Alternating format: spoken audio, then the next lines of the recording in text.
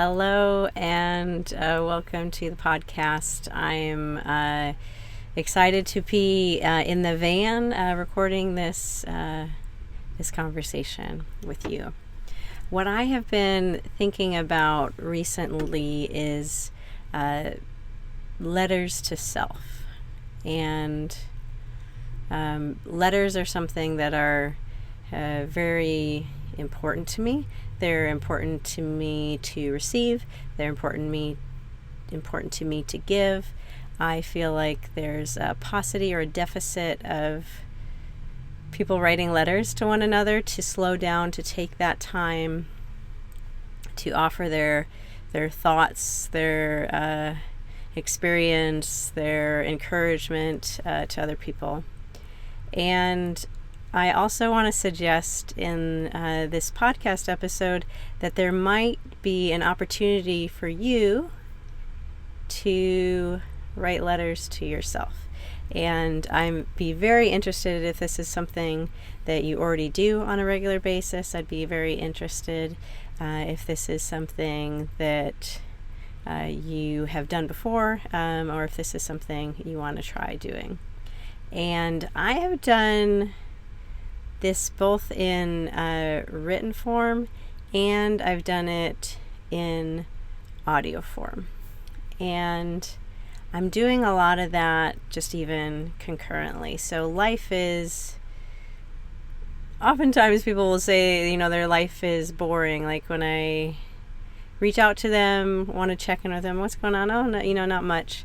But really life is just full of so many transitions. If you have kids, they're just ever evolving, like their growth milestones, like developmentally, what they're interested in, what sports they are in, what grade they're in.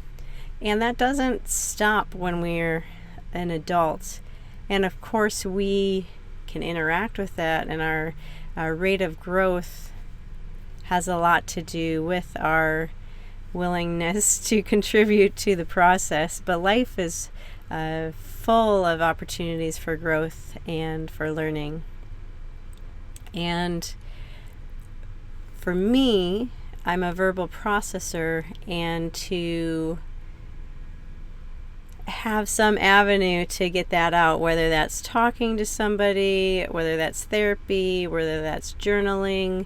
And today I want to talk about writing letters to yourself. And this is a different skill this is a different practice than journaling. Journaling can take many forms. It can just be free form, where you're just writing out what occurs to you, your thoughts. It can be you can have prompts. There can be things that you write about every day. You could be going through a journey of a journaling book where they give you different prompts for a particular day to lead you through some lead you through some sort of growth process or healing journey. But letters to yourself, this is. And so letters to other people, like I said, can be this encouragement. It can be this storytelling. It's this connection point. And so to offer this to yourself is such a deeply loving thing to do. It's a very kind thing to do. And I have had the good pleasure of receiving numerous letters to self in this recent time period. I had one that I wrote at an anti-racism. So this was guided, an experience that was offered during a anti-racism workshop that I was in, and that was written in July, and I believe they sent it out in January, in the new year. So it was, I think, a 6-month gap. And that is actually important enough to me that it's up behind me on, if you're watching on YouTube, it's up behind me on just over my counter in the van and kind of the kitchen area. I, last year, for the first time ever, facilitated quarterly retreats. I'd done this annually for, I don't know, I think 2018 in the new year was the first time that I had ever offered these retreats. And my intention was always, I had heard of somebody doing silent retreats quarterly, and I was starting to understand and grow in life in a way that I knew that rest and quietude and contemplation were very important. And these people just really, like, if I had ears that grew, or like a dog, perked up, my ears just like perked up, and I just thought, like, who are these people? It was a couple, and the woman ended up being my spiritual director for a time, but they just shared that they went on quarterly retreats, and I was like, yeah, that sounds amazing to get centered, after every 3 months. We have daily times, we have weekly times, especially, like, I'm coming from a religious tradition where, you get together on Sundays, but I didn't have like this bigger kind of scope to, like, these longer periods of time to come back to that were regular. I would go on whatever retreat was facilitated by whomever, but it wasn't a practice that I had. And I did those last year.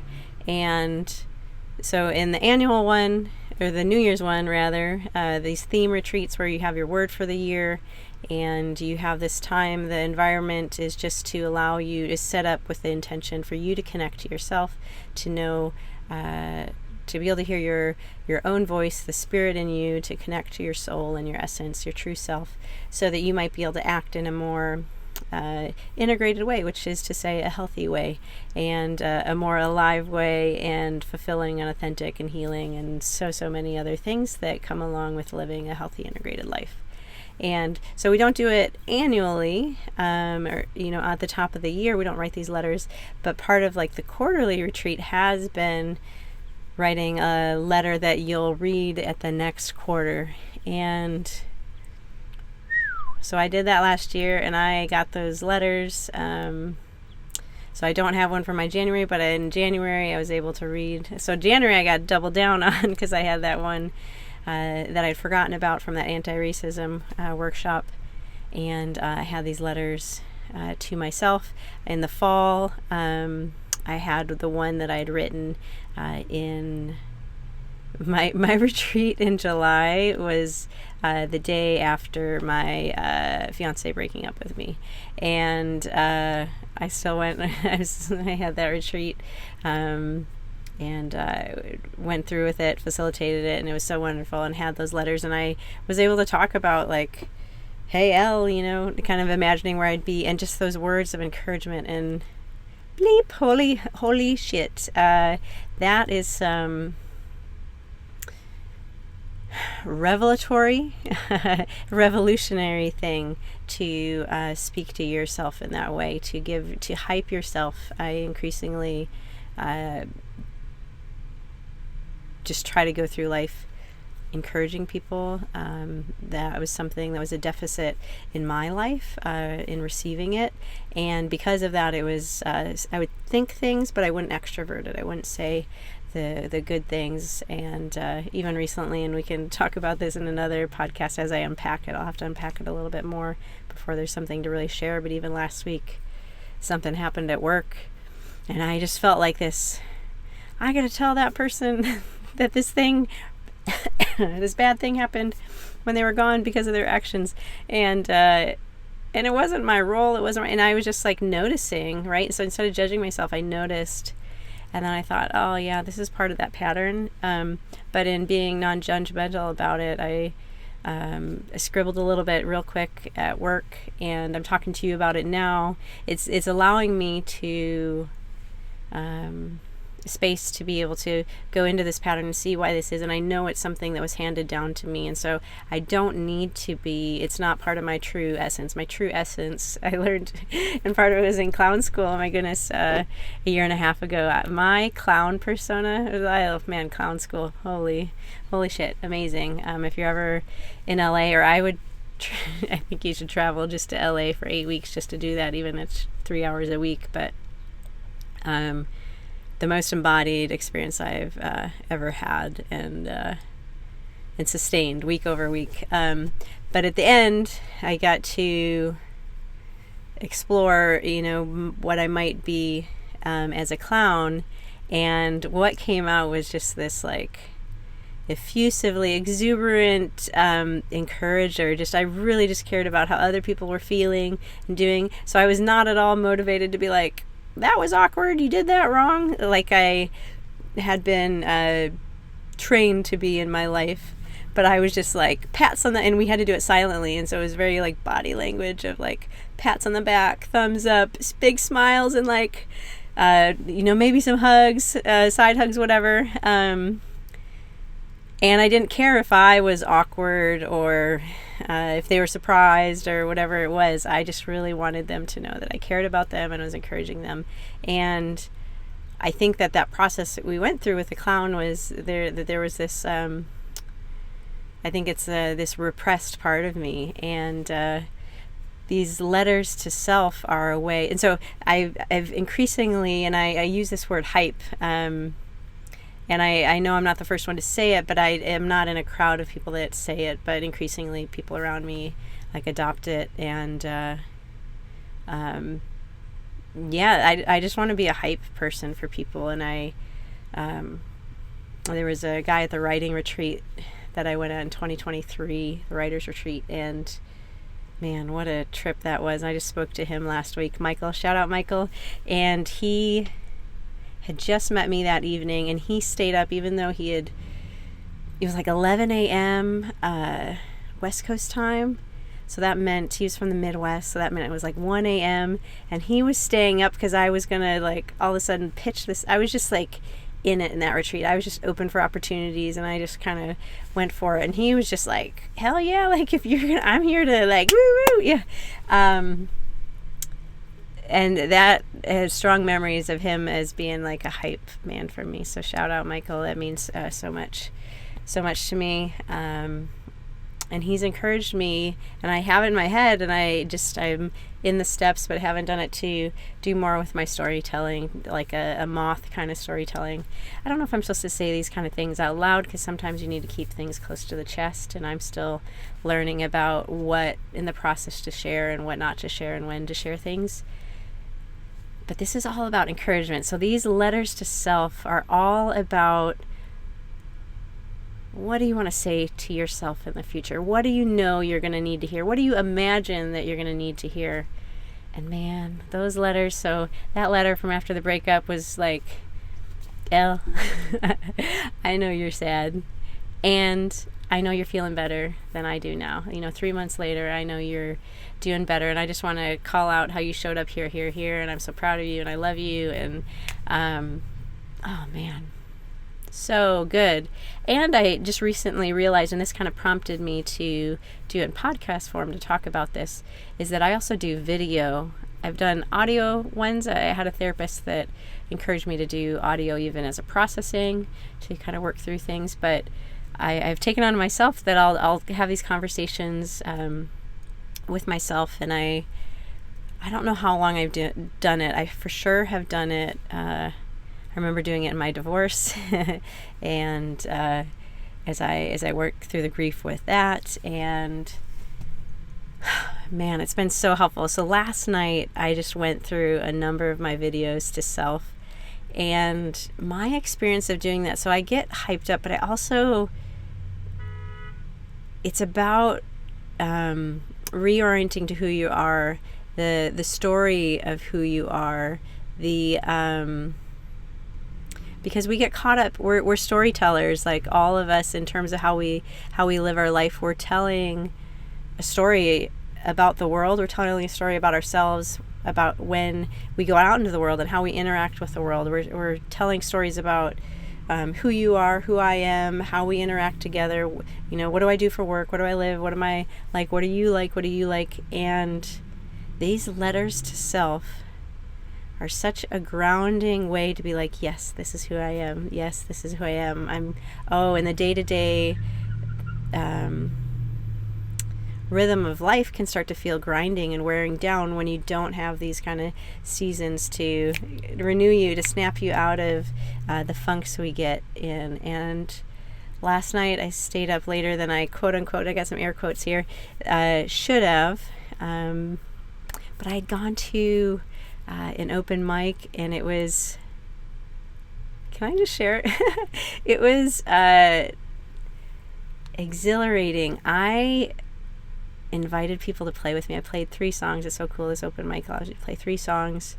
I've been doing it for about 2 months at this particular location, and I went into the evening not knowing what I was going to play because I just don't have a lot of time, energy for guitar right now, and I play it when I can, but it's also just, I like it, when it's just like hanging up and can just grab it, but with traveling around right now, I can't just leave it out. It's got to be tucked away. And so it can just be like a little bit too much sometimes to get out. And and there's certain times where I just really need it to regulate. It is very regulating for me. I love playing guitar. I love singing. And so I played, and I invited people to play, and it was a blast. And this is a growth thing that that I want to capture and tell myself about. And it's because of these kind of letters to myself that have it's part of the process that's allowed me to grow to the point where I can show up in front of people and share this lyrical poetry, the songwriting that I do, the words, the melody, the actual playing, and through clown school and things like that I can make eye contact, that I can be present with people. And it was so fun. And I even took the risk. The 3rd song was totally improvised. Maybe, possibly, I'll put it on the. No, I don't know. I just always want to be like brave, and so I'm like, maybe I'll put it at the end of this. I'll put it up on social sometime. You can find it, but I don't generally share that sort of thing yet. You can find things like that on, if you follow me, my newsletter, Becoming Divergent. So that's either on Instagram or the newsletter, or I have a YouTube channel. That's where I share things like that. Versus this content with the podcast is usually on, it's hosted on the Elle Bottrell on YouTube and through my website, theellebottrell.com. So anyway, it was so fun. It was so exuberant. And I came back, and of course I was a bit wound up, and I didn't, even though I had a good time slot and I didn't have to stay really late like I often do, I stayed because it was like so much fun, and people were so connected to me. It was just like so fun to have somebody playing like lead guitar over it, and I had somebody kind of scatting vocals, and I'm freestyling the chord structure was like the same, this kind of funky kind of groove. There's somebody playing percussion. We got a tambourine in there. Somebody playing bass guitar, and then me playing my acoustic guitar and singing, and it was such a blast. And it's things like these letters to self that are allowing me to do that. And I came back, and then I watched a number of these, late. It's like I had to be to work at 7:30, or working. I had to be with patients at 7:30, and here I am at 11, like just starting to go through these videos. And but I also felt like it was worth it to go back and just take in these letters to myself, because this every season has its own journey and its own challenges, but man, boy oh boy, woo, this season of life with the breakup, and then using that to launch right into van life, and what that's meant like work-wise, career-wise, having my dog die last summer, shuttering my business, leaving the city that I lived in for a decade and a half, like so many changes, so many changes. But man, to go back and see those letters to self, those notes to self, I was so loving to myself. I was so present, and I do think I will share some of those letters to self, and if not on the LYHL community is what's on Instagram for this podcast, but I definitely, I think we'll share some on the Becoming Divergent, and that's all. Everybody tells me I gotta focus, but I think there's part of me that is like a scanner. There's a book about scanning that I always have to do different things. But so I just want to throw it out there. I'm curious. I'd love for, an email. Feedback. I think you can text on the various podcast apps. You can leave messages on Instagram. I'm very interested in you and Letters to Self. You can also comment on YouTube. That's what I have for today. If you have never written a letter to yourself, never recorded a video to yourself, these timestamps, these vaults, so powerful. And I would just encourage you, when you do this, the whole point is to hype yourself, and the point is to be very authentic. So you're not lying to yourself. You're not painting over things. You're owning what is. You're acknowledging it, and you're saying, "Man, I'm so proud of you, and I love you, and you're doing so great." And here's ways that you're doing really good job, and that can help you look back kind of retrospectively. And it can also, especially the written letters, those are definitely like a note to self in the future. A lot of times when I do the video recordings, they are a bit more of a, here I am at this time, and here's kind of my thoughts about life and what I'm processing. And it's also really helpful to go back, and when you're going back through it, to see the through line, because we can feel stagnant. We can feel like we're not growing. We can feel like we're not changing. But the letters help so much with that. The videos, one of the videos that I watched last night, I was in Yosemite at a river, and it was so gorgeous, so beautiful. And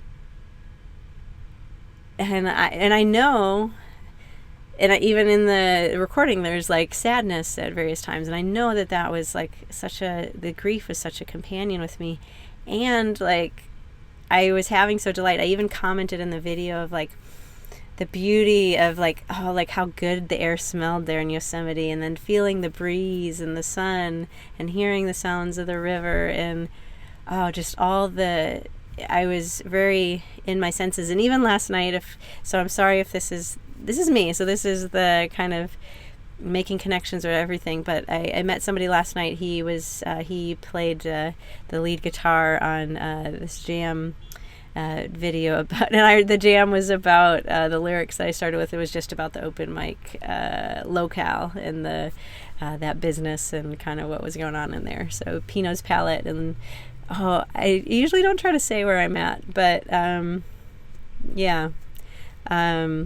I'm really grateful for open mics. Let's just say that, and grateful for the growth. But this man, just pretty. He had played. This was before I played. So I was trying to figure out what to play. I was outside trying to figure out what to play, and just talking to him, and he said, "You're very grounded," and I was just kind of gave space to that, and I was like, "Yep," and. That's a pretty cool thing, just to have this growth in my life on this contemplative journey, to the various ways that people notice that and respond to that. And because I do think the grounding allows me to hold space for people. It allows me to be more compassionate in the world and loving in the world, and just hopefully more kind and patient, more generous. So, letters to self, whether that's videos and writing, give it a try. Excuse me. An extra credit, write encouragement notes to people. It was really fun. I left encouragement, little post-it notes for my coworkers today. I'd been thinking about it, and these kind of things can be scary to encourage people. That's my experience. And it's not just you're killing it. Please don't ever encourage somebody by saying you're killing it, because that's not a compliment.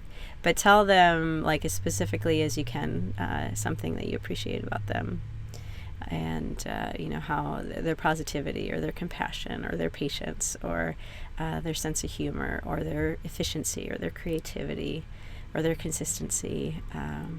Whatever it is, just call it out, and